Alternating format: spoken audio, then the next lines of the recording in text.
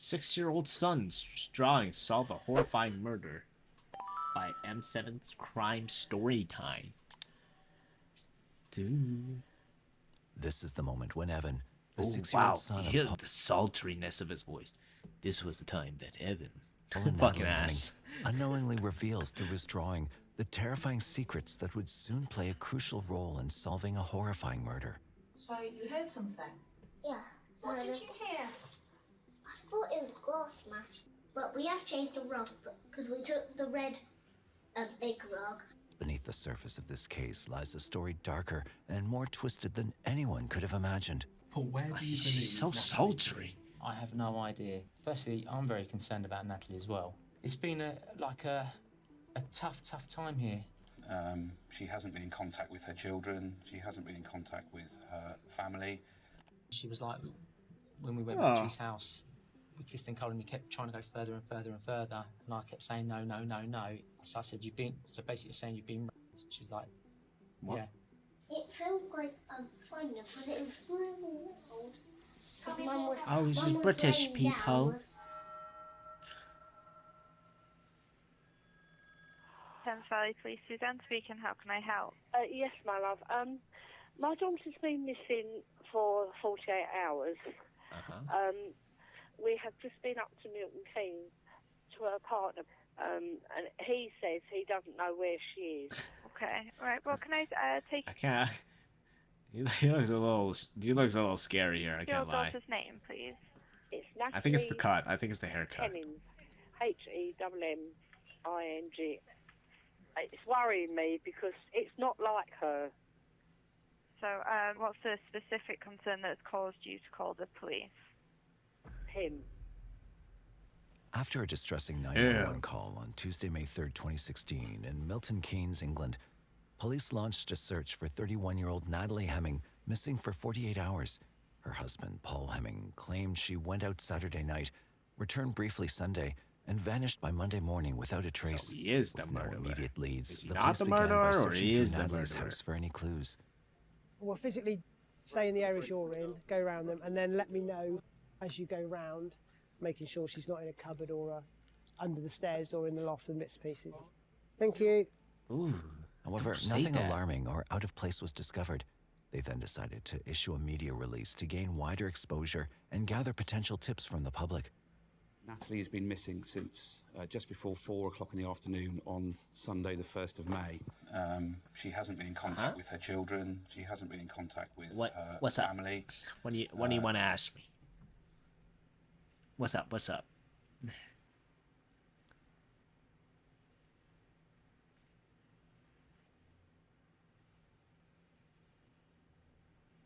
Are you a femboy? I am not a femboy. No. I have long hair, but I'm not a femboy. She hasn't turned up at work. But one detail stood out as suspicious. Natalie hadn't Yeah. accessed her bank accounts since her disappearance, a red flag that set off alarm bells for investigators. Further investigation revealed that Natalie wasn't alone when she went out on Saturday. She'd gone out on a date with a man named Simon Dennis. The nature of their relationship raised suspicion. They were caught together on CCTV footage. Wait. So that guy is married to Natalie. But Natalie's going out on date with other guys? And Natalie seemed to be enjoying his affection while being away from her husband. Simon was one of the last people to see her alive, making him a focal point of suspicion. His connection to Natalie, combined with her sudden disappearance, painted a troubling picture. Officers scrutinized his every move, searching for inconsistencies in his story. Was he hiding something? Could he have been involved in her vanishing? However, as they delved deeper, text messages between Simon and Natalie began to tell a different story. Alongside messages Natalie had sent to her friends after spending the night with them, police now believe that Simon wasn't the suspect they were looking for. Next, the police visited Natalie's house to question her husband, Paul. First, I was going to ask, if it's okay with you. What is their relationship you can show status? Becky around the house so she can, basically what she's got is a video camera. There are 3 kids in bed. Okay. We'll try not to disturb them. Because they will wake up. And once she wakes up, I'm not going to be able to talk to you because she's going to cry. Can't be done in the morning, no? it's obviously we're looking for Natalie now. Is the torch going to disturb her? Thank you. So how would you describe your relationship at the moment? At the moment, it's all right.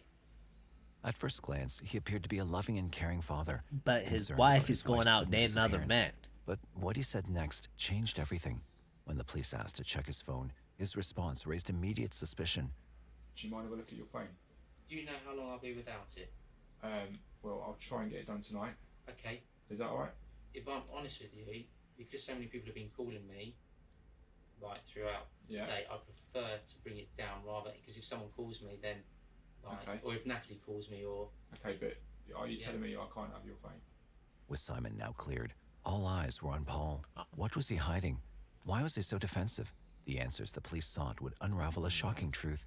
His reluctance didn't go unnoticed, and based on this, the police decided to arrest him as a suspect. Think for a second. Go ahead. He will not let us take it away tonight. He wants to bring it to the station tomorrow morning. What followed was nothing short of jaw-dropping. Suspicious. Or he's trying to delete that 3 terabytes of porn he has. Oh. The cops weren't sure if his words came from a worried husband or if he knew more than he was admitting. Back at the station, the police began questioning Paul. He appeared deeply upset. I can see that you're a little bit upset. Okay. A little? That man looks stressed. Look at him. Interest to help you get through the process. Yeah. Okay. So we can get information from you if there's things you want to tell us. Okay. So I don't want you sat there in floods of tears, and if you're struggling, me pushing through an interview that's too difficult. Shall I go get some tissue? If you could. Yeah. One glaring inconsistency stood out with Paul. His phone had been switched off for the entire 2 days Natalie was missing. For a concerned husband, keeping his phone on would be the first instinct, hoping for any call or message from the missing spouse. This unusual behavior raised serious red flags for the investigators, prompting them to dig deeper and gather evidence in an attempt to uncover the truth. A clip from an interview with one of Natalie's friends revealed some new details. She used to live around the corner from me, so every morning we'd meet up and we'd do the school run together. Yeah. You know, she's a very caring person, but he used to make her feel really bad. He just wasn't nice to her. She didn't have a nice life with him. However, this revelation was just the beginning. There was much more hiding beneath the surface. And then there was a guy. Look at him. He's big out and but what? He looks like he's an alien. Like he was not born. He came through a spaceship, man. Holy shit. Work called Simon. Dude, he looks like Ao Oni. Like if he went for lunch, we'd get her a drink and stuff, and I could see that she was liking him.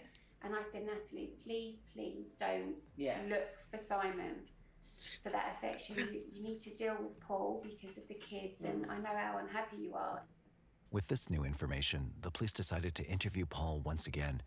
This time, he appeared much more composed. He looks normal here. Okay, so it's the 5th of May. That picture just does him wrong. 4. If you can put yourself back to Sunday, just talk me through what you said and what you did. Okay, so I was just preparing dinner. She came in, the kids came into our kitchen where the glass table is, they sat down. I can't really describe it very well, but she just wasn't herself. I gave her a cuddle and I gave her a kiss here. I was like, what's really wrong with you? And then I gave her a kiss here, and then I was just like doing that on her because she quite likes that. So I was just trying to be a little bit more kind of sensitive is the word for it. She said, I didn't enjoy last night. I wasn't very, like, something happened, and I was like, well, what happened? However, the details he shared didn't align with how Natalie's friends had described him. And then she was like, basically, I've been flirting with a guy at work, and which I knew about anyway, and I was like, doesn't matter. We'll just put it all in the past, we'll start fresh. And she was like... British people? Side eye? There's nothing wrong with British people. Except for their food. My bad. When we went back to his house, we kissed and cuddled, and he kept trying to go further and further and further. And I kept saying no, no, no, no. And he kept going a bit further and further and further. And then he made me panic so much that I just gave in. And like, so I said, so what happened? And she was like, we had basically sex or intercourse. I think she like we had sex, and I was like, did you consent to it? And she was like, no, I didn't. So I said, so basically saying you've been raped. She was like, yeah.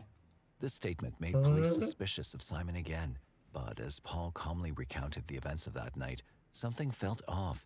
His demeanor was unsettling. When she told you what happened the night before, how did you feel? I felt I let her down. That's how I felt. She was like, I just need to get away. And I was like, fine, if you need to do that, you need to do that. That's fine by me. Don't worry about the kids, don't worry about anything. So then I thought, right, I'll go to bed. So I went upstairs, got myself all changed, cleaned my teeth, washed my face, and then just went to bed. And you obviously went up to bed. My door's open. Yeah. Slept in your bed. Yeah. Okay. Woke up in the morning. Yeah. Natalie wasn't there. Yeah. Put yourself back to Sunday. Natalie's just returned home with the kids. And did you speak to anyone at all overnight? No. Did you have to do with the kids at all the shit I'm saying. No. Okay. And did you leave the house at all? No. Okay. These statements he made would soon prove to be false, deepening the police's suspicions. This will be the suspect's Gotta go. vehicle. Okay, have a good one. Um, It was nice seeing you. Even though you're a bit freaky. These times are the times that he claims that he... Give me a kiss before I leave. Mm-mm. But his vehicle No. is out and about, moving.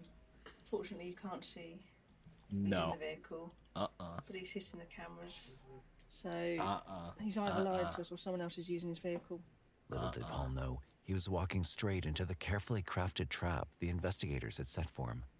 Would anyone else have either used yours or Natalie's car overnight? Natalie could have used my car, because my car's parked in front. Yep. But I can't guarantee whether she did or not. I don't know. The police investigation uncovered a chilling clue. Paul's car had taken a suspicious route, carefully avoiding cameras and police checkpoints. He knows. It was the kind of path someone would choose if they had something incriminating to hide. When confronted with this evidence, Paul's calm facade cracked. He hadn't anticipated the police catching on to his movements so quickly. That damn smirk. You've told us that you did not leave your house Sunday night into Monday. Correct. Yet your car does leave the house. What was your car doing out at that time? Look at that mean-ass The car. dots were beginning to connect. The police maintained a friendly yet firm demeanor as they were about to unravel the darkest Hope your face gets stuck like that. Stuck like what? The fuck? part of the story. Can you understand how a picture has started to build for us? We've got a partner who's having an affair. There's marital issues. Yeah. She comes home. All We that believe there's a evidence. disclosure. Paul, I believe you know something more that you're not telling us, and now is your opportunity to tell us what actually happened that night. No comment. The police finally decided Bye-bye. to interview Bye. Natalie's 6-year-old son, Evan. What he was about to reveal would unknowingly shed light on the dark, heartbreaking, and crucial truth. His innocent words would become the key to unraveling the mystery. I want you to tell me about the last time you saw Mummy. Oh, there's the Quite a long kid. time ago. Quite a Here's long our time clickbait. ago. Here's our She clickbait left title. our house at night because she was sick, and she hasn't been back for quite a long time now. Live, laugh, How love, did you know she Chinnie. was sick? Yeah. Live, laugh, I heard her. I wonder what it was. Goon, I looked Chinnie. downstairs, and then I peeked through the little door, and then How's it going, Erica? I saw sick in the bowl. Okay. But as the investigation progressed, the story grew even more devastating, revealing layers of heartbreak that no one could have anticipated. So you heard something? Yeah. What did you hear? I thought it was glass.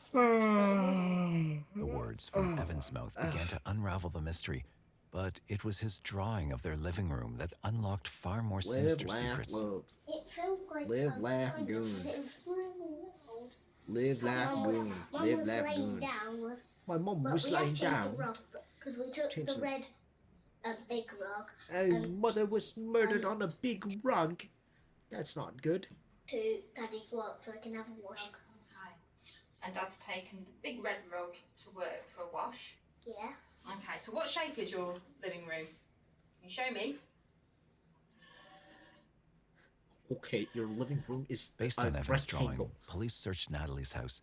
The forensic team uncovered. We're watching when a 6-year-old son drawing solves the horrifying murder. Something truly horrific. And they're British. We've got lots of spots of blood on the That's your corner of the coffee specialty. table. So if you've got the drawing that little Evan drew, and at the end... Basically, his wife is having an affair with the husband, and the husband murdered her. where he's drawn the wet patch on the rug, that corner of the coffee table's got lots of little spots of blood on it. Traces of blood were found in the boot of Paul's car, providing a crucial piece of evidence. With this discovery, the case took a grim turn. Natalie was no longer a missing person, but the victim of a murder inquiry. The evidence pointed to a devastating conclusion. Paul had likely murdered Natalie on the afternoon of May 1st after learning about her affair with Simon, and then disposed of her body. Armed with this theory, the police prepared for one final round of questioning with Paul.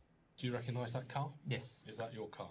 That's my company car, yes. Okay. So much expression? What do you mean? Yeah, you like the new rigging? Yeah, yeah. Paul, It's can you tell me about fire. the blood in this car? The blood could either be from myself. Yeah, goated. I feel so bouncy. I feel like Shy Lily, bruh. From Natalie, because Natalie had You guys know how access bouncy and Shy was in charge Lily of the is? car. She just that bounces all over. The photo on the front page. Oh, you There's lying. an arrow. There's a drop of blood. Okay. What can you tell me about this? I do recall certainly Natalie complaining that she'd had cuts. I have had cuts. I cut myself yesterday, slightly, Yeah. and it had a little bit of surface blood in it, but it didn't. That's a lot of blood from a cut. It wasn't airborne. Okay. Yeah. And that's what these blood drips are. I do know, certainly in our house, if we cut ourselves on something like that, the first thing we do is, ow. Could that be airborne? However, Paul's answers were clever and calculated. This guy's playing mind games. Oh. Paul, where do you believe Natalie to be? I have no idea. He was sly. And this is your specialty. What is he saying? Translate for skillfully me, denying Erica. any involvement. He's No matter British. how direct the police were with him. Can you see the picture that we're building and the concerns that we have? Firstly, I'm very concerned about Natalie as well. You don't seem very upset. It's been a tough time here, and my mind is in my heart. I know she's not dead. In my heart, I know that. I wish Natalie would walk through the door, but I cannot make miracles happen. But Paul was resilient and continued to deny everything. You were the last person to see her alive. You say that Natalie returned home to you on Sunday and disclosed to you that she had been raped. Oh my God, amazing, she tells her friend Becky on the Sunday morning. We had sex 3 times. We say those are not the words of a lady.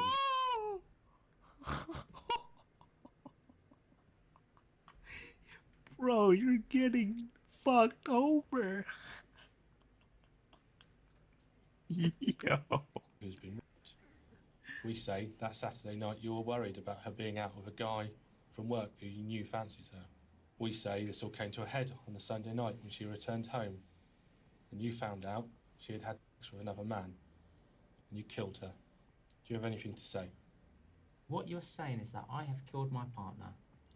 I've disposed of her body. Exactly. I have tidied the house, made it look pristine, managed to cook them dinner, and many more things without them knowing. That's exactly what we're saying, Paul. Impossible. Realizing they were unlikely to extract a confession, the police decided to take the case to the Crown Prosecution Service, or CPS, with the evidence Crown Prosecution Service. Isn't that the Child Protection Service? in hand. Paul Hemming was officially charged with the murder of Natalie Hemming. The Crown Prosecution Service made a decision.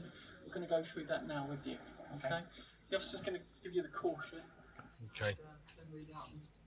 Just wait here. Just understand where you are. Paul, you don't have to say anything. It may harm your defence if you didn't mention now something which you later rely in court. And anything you do We're in Ireland. Paul, you're That is charged. my bad. That I was thought they were the British. 1st May 2016, 2nd May 2016, 7 Alderney Avenue, Newton Lees, Milton Keynes. It's over. Murdered It's Natalie over. Hemming. This is contrary to common law. you have anything to say? Chinnie's racist? I'm not racist. I just the police didn't know. Why did I have my intensified tongue? research for Natalie's body, following a lead they discovered. So yeah, it's worth mentioning the background to that. So the person we spoke to said that she saw a dark hatchback-ish car parts at what was described as in an odd position, a double gate. close to which goes towards the railway line. Yeah, but she also said that she saw a man walking up from the railway line up the hill, and she thought it was all a bit odd. But despite their efforts, they found nothing. The clock was ticking, and without the body, there was a real possibility that Paul could walk free. To avoid this, they widened the search area, bringing in more personnel. Ooh. Everyone who knew Natalie spoke of Paul's controlling and possessive nature, and the police began to believe that Paul's refusal to confess or reveal where her body was might be his final act of control, keeping her even in death. Then, 19 days after Natalie's that line went hard. Police received a crucial 911 call. Oh, shivers. Police emergency. Yeah, it looks like there's a dead body beside the road in Chandler's Cross in some bushes. You can see legs. It's got no clothes on, but Right, I'm a bit okay. freaked out about it. I mean, I don't know how long it's been. I've just been mowing the lawn. I can confirm we've got officers on the way. Are you Right. still outside I'm the here. unit? I'm here, Okay, yeah. if I could ask you Yeah. to look out for the officers and just wave them down, and I'll ask them to look out for you, okay? Okay. After almost 3 weeks of uncertainty, they finally found Natalie's body. It was discovered at Charlotte's Cross in Northamptonshire, about 10 miles from their home. Actual footage. You got Nicky? Yeah. Keep coming. You all right there? Yeah. Okay, bring her all the way in. Oh, that's... Oh, imagine having that job. Probably believed to be Natalie Hemming, isn't it? Tragically, Natalie's body showed clear signs of violence. It had a fracture to the right temple, a broken left ulna, and bruising on The her right title forearm. made me concerned. What is there to be concerned about? Confirming the horrific Hello, Hannah. nature of the crime. It became painfully clear that Paul's abusive and controlling nature was the driving force behind Natalie's tragic fate. Unable to accept the thought of her finding happiness with someone else or leaving him behind, Look at that he made the smile, chilling man. decision to end her life, ensuring she would never be free from his grasp. A jury at Luton Crown Court is Gross. considering its verdict. Oh, thank you for the follow, Hannah. Appreciate that. Thank you. Murdering his partner Natalie at their home in Newton in May. Magdalene Keynes. Chandler's Paul Hemming's Cross. trial for the murder of Natalie Hemming began on October 24th, 2016. Damn, this case is During the old, trial, man. Paul attempted to cover up his crime, claiming it was manslaughter and insisting that he'd thrown something at Natalie unintentionally. However, the evidence told a far different story. That was a dumb The court scare? found The him dog? guilty of murder, and he was sentenced to life in prison with Yeah. a minimum of 20 years. Throughout the trial, Paul showed no remorse for his actions, his cold demeanor further solidifying the monstrous nature of his crime. He's a monster. The tragic story of Natalie Hemming is a chilling reminder of how dangerous control and manipulation can become in a relationship. She was a loving mother whose life was cruelly taken by someone who should have protected her. Instead, his obsessive need for control and power led him to commit an unthinkable act. Just so glad we got justice for Natalie and for her kids and for Margaret. That's the outcome we wanted. That's what we wanted. That's what we wanted. We That's found just it. sad, man. Fuck. Manslaughter.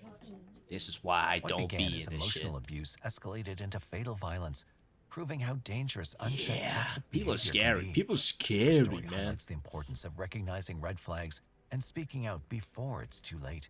This act followed Humans are episodes of scary. domestic abuse experienced by Natalie at Paul's hands, and his actions. She was have a left mother, 3 children burn him. to He grow up killed the without mother their to his mother. While child. justice was served That's what with I'm Paul's saying. conviction, the pain of Natalie's loss remains with her family and loved ones. He should get the emotional death toll on her sentence. friends, family, and No, especially they should her make young him suffer children 40 will be years, felt for 50 years to in come. jail, and then kill him after. Feel no guilt in laughter. She would know how much you care. Feel no sorrow in a smile that she is not here to share. For if you keep those moments, you will never be apart, and she will live forever, locked safely within your heart. Natalie's story is a stark and heartbreaking warning of the urgent need to keep fighting against domestic abuse. It reminds us just how crucial it is to empower those trapped in controlling or harmful relationships. to seek Listen help to them, before the chat. If cycle you were in turns a deadly. bad relationship, Though her life was tragically cut short, her memory stands as a powerful the call thing. for change. A reminder that every relationship woman had should a be built on child. She kindness, should be burned mutual respect, and the freedom in front of a million people. to live. I mean, yeah, that's without valid. fear. Oh, how could you kill the mother to your children? That's fucking crazy. Yeah, you married her and you kill her.